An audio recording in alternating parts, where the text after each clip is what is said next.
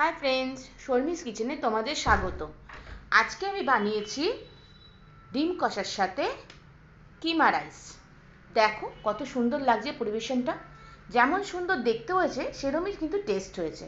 তোমরা কিন্তু অবশ্যই একবার বানিয়ে খেয়ে দেখো। খুব হেলদি আর খুব কম তেলে রান্নাটা হয়ে যায়। তাহলে চলো দেখিয়ে নিই কেমন করে আমি জিরা রাইসটা বানালাম, কিমা রাইসটা বানালাম। ঠিক আছে, তাহলে প্রথমে সাদা তেল নিয়ে নিলাম, তার মধ্যে গোটা গোলমরিচ ফোড়ন দিলাম, তার মধ্যে দিয়ে দিলাম দুটো বড় পেঁয়াজ, খুব ভালো করে লাল করে ভেজে নিলাম।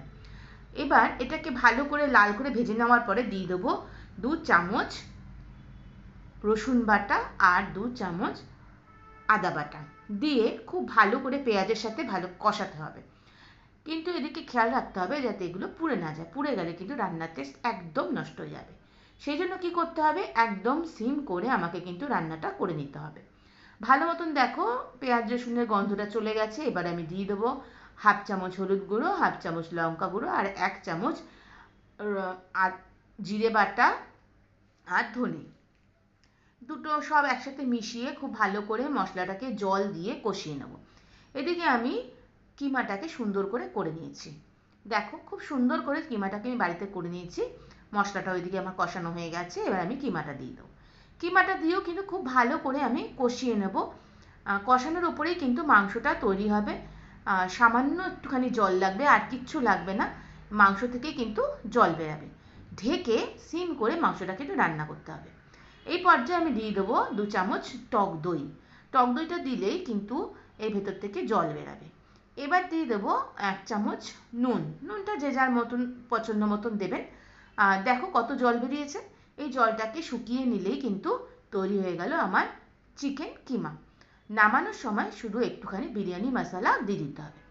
এবারে চলে আসি রাইস। রাইসটা আমি যেরকম নর্মাল রাইস, দেরাদুন রাইস যেরকম নর্মাল বানাই আমি সেরকম বানিয়ে নিয়েছি। বানিয়ে নিয়ে আমি একটা পাত্রের মধ্যে, ননস্টিক কড়াই অবশ্য নেবেন তাহলে লেগে যাবে না।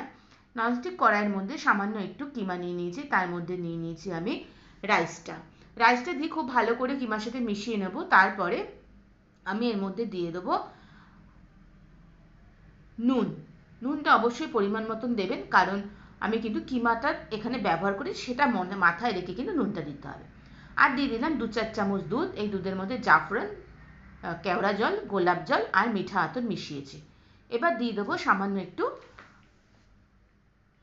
বিরিয়ানি মশলা। ব্যাস, দিয়ে মিশিয়ে ঢাকা দিয়ে দমে 2 মিনিট রেখে দিন। রান্না কিন্তু কমপ্লিট।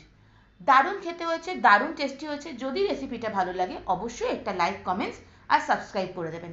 পারলে শেয়ার করে দেবেন। রেসিপিটা অসাধারণ, একবার অন্ততপক্ষে করে খেয়ে দেখবেন। আশা করছি আপনাদের ভালো লাগবে। অবশ্যই একবার টেস্ট করে দেখবেন। খুব healthy recipe. Thank you so much.